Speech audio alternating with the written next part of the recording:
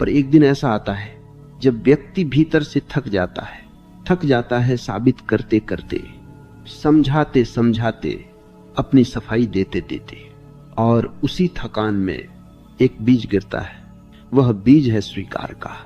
स्वीकार यह नहीं कि मैं गलत हूं, स्वीकार यह कि अब मैं झूठा नहीं रह सकता।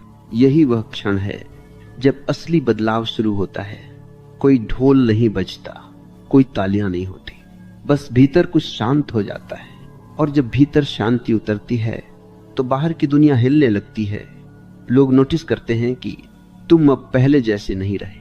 तुम कम बोलते हो, कम प्रतिक्रिया देते हो, कम सफाई देते हो, और यही बात उन्हें बेचैन करने लगती है, क्योंकि जो व्यक्ति तुम्हारी प्रतिक्रिया से जी रहा था अब उसे भूख लगने लगती है। तुम्हें पता है लोग सबसे ज्यादा कब पछताते हैं? जब वे देखते हैं कि जिसे उन्होंने तोड़ने की कोशिश की थी वह अब टूटा नहीं है, वह जाग गया है। लेकिन सावधान, अगर तुम बदल रहे हो सिर्फ इसलिए कि लोग पछताएं तो तुम अभी भी उन्हीं के हाथ में हो। असली बदलाव तब होता है जब लोग पछताएं और तुम्हें फर्क भी ना पड़े। अब यहीं रुककर मैं तुमसे कुछ पूछना चाहता हूं, और यह सवाल सिर्फ सुनने के लिए नहीं है। अपने भीतर झांको और सोचो, क्या तुम सच में बदलना चाहते हो या सिर्फ दूसरों को चुप कराना चाहते हो?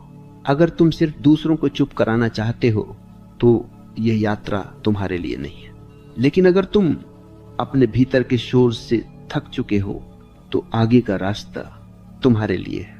यही मैं चाहता हूं कि तुम अपने विचार में लिखो। मैं सुन रहा हूं, बिना किसी डर के, बिना किसी दिखावे के।